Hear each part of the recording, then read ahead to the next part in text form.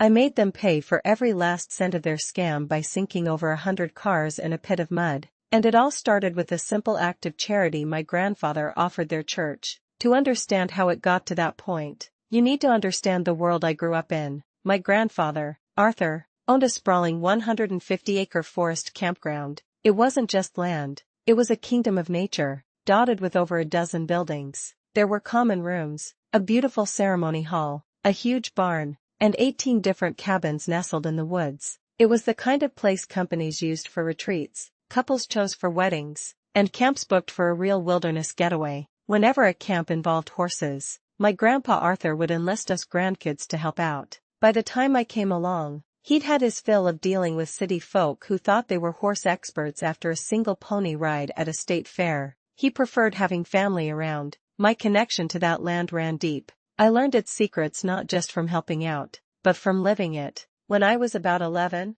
I was leading a guided tour on horseback for a troop of Girl Scouts. Deep on the trail, a strange smell hit the air, something acrid and wrong. My horse felt it too, growing skittish. I immediately turned the group around. The den mother started complaining, saying I was cutting their ride short. I didn't have time to explain the primal fear coiling in my gut, so I lied. One of the horses has gone lame, I said, my voice firmer than I felt. We need to head back right away. Instantly, the girl's annoyance turned to worry for the horse. The girl riding him even offered to get off and walk beside him. He'll be okay, I assured them, but we have to move now. As soon as we cleared the dense tree line, we saw it. A thick plume of smoke was rising up the mountain towards us. In the mountains, fire below you is the worst-case scenario. I knew that property like the back of my hand. Give your horses their heads, I ordered everyone. Let them run for the barn. The barn had a large, open arena made of plain dirt. It would be a safe haven.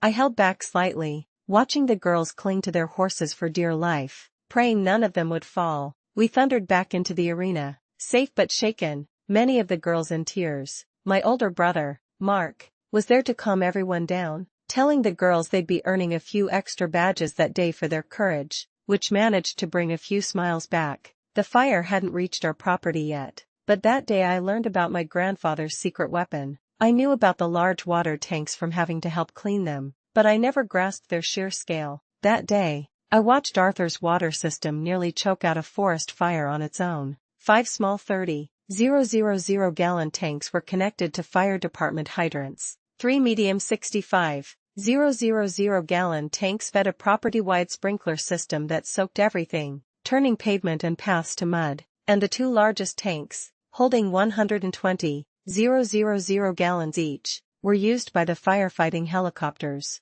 To an 11-year-old, it felt like a war zone, with helicopters roaring overhead to refill, but we kept the girls and the horses calm. In the end, the fire was out, and everyone was safe. That land was our lifeblood. It had stunning trails and a vista with almost no light pollution, perfect for events. Arthur was fiercely protective of it. He followed the law to the letter, marking it as private property, because if people could just wander in, they wouldn't pay to book it. This is where the trouble started. A woman from my grandmother's church, let's call her Mrs. Gable, began hounding Arthur for free use of the property. Her husband was one of the pastors, and she demanded access for every book study and church event. Worse, she wanted to charge an admission fee that would go directly to the church, which really meant her and her husband. This was the moment the seed of a massive scam was planted, and my grandfather, Arthur, in his attempt to keep the peace, had unknowingly invited a viper into his home. To say he disliked this money-grubbing woman was an understatement.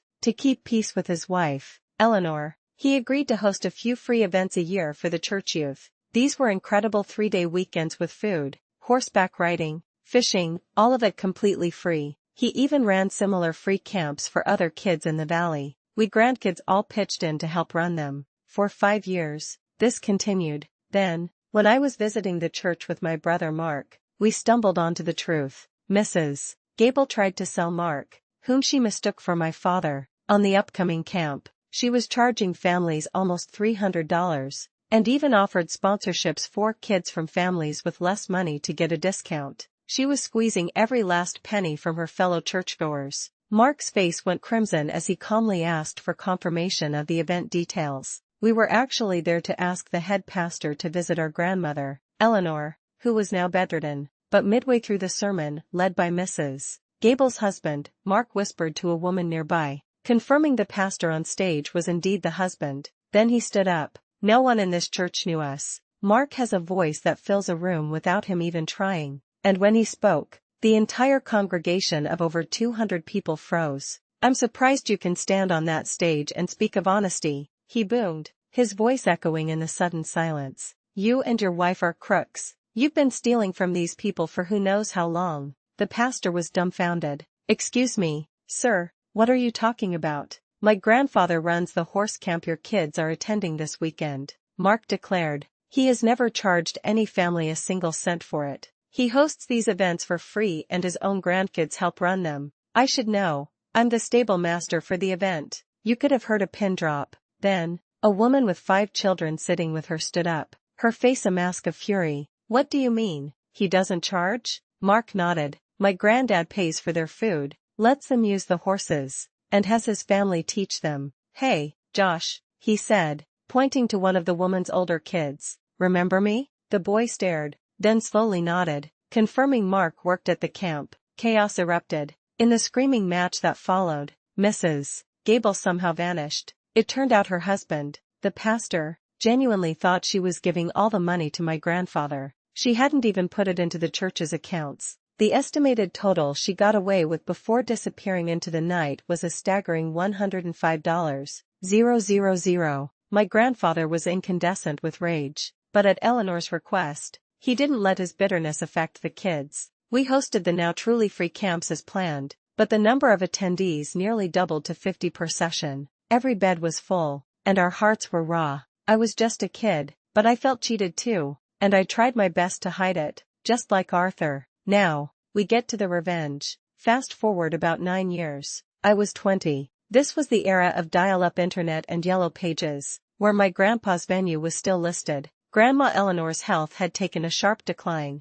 and her end was near. Arthur was in no state to deal with people, so he asked me to manage the last of the booked events and help care for Eleanor. I put a simple message on our website, "Due to current conditions, only previously booked events are on the schedule. We'll be up and running again after the events conclude." It was the politest way I could say, "Please leave us alone." One day, my truck broke down in town. A part needed to be ordered, so a family member offered to drive me to a shop in the next city, about 30 minutes away, and wait with me. I was so grateful for the offer. As our family creed goes, family helps family. He even told the shop owner he'd pay for the repair. While waiting, I wandered around the unfamiliar town looking for lunch. In a restaurant window, I saw a flyer. It was advertising a viewing event for an upcoming meteor shower. It boasted about a breathtaking view of the sky from a location with no light pollution. I smiled, and then I did a double take. The flyer was describing the vista on my grandfather's land, a vista that I knew for a fact was closed.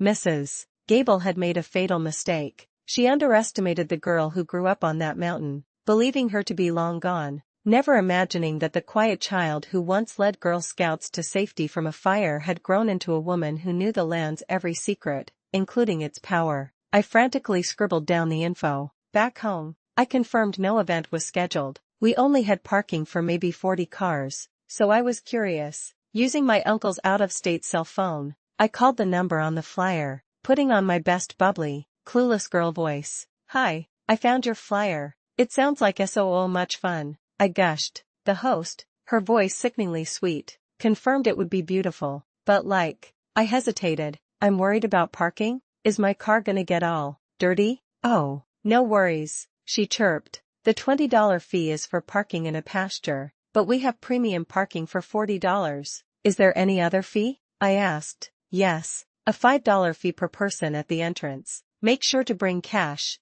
We'll have food carts too." My hand was shaking with rage. I knew the campground was deserted. This woman was running another scam on our closed, private property. I realized this must be how she's been making a living. And as others have pointed out, they were probably not declaring a dime of this to the IRS either, just pure, untaxed greed. Then she mentioned parking in a pasture, and I remembered it was time for the pastures to be tilled. A wonderfully evil plan began to form. I went straight to my Uncle Ben, the one who'd married into the family and worked for the local fire department. I laid out my plan. He had me sign a few documents, tucked them in a drawer, and gave me the green light. First, I tilled the pastures. All of them. I churned the soil until it was deep, soft, and loose, then smoothed it over. It looked like a perfect, inviting field to park on. Then, I left all the gates wide open. The day before the event, a car sped up the drive. Out stepped Mrs. Gable herself, along with another woman from the old church. It finally dawned on me that the other woman was her accomplice and they'd probably pulled this scam dozens of times. I hid and watched them check all the buildings, and seeing no one, they drove off excitedly. The day of the event, they returned with portable toilets, hand-washing stations, and food vendors. They even turned on the footlights leading to the wedding vista. My blood boiled, but I waited. Soon, cars began pouring in, filling 3 entire pastures, cramming the driveway, packing the gravel and cement pads. I was nervous at how big it was, but my plan was legally sound. I had posted private property and closed for maintenance signs everywhere. I waited until the vendors shut down and everyone was up at the vista, completely blocked in. Then, it was time. This reveals Mrs. Gable's greatest fatal flaw, her unshakable arrogance. She believed she was untouchable, that she could exploit the same family twice, never considering that the very property she sought to plunder could be turned into the instrument of her ruin.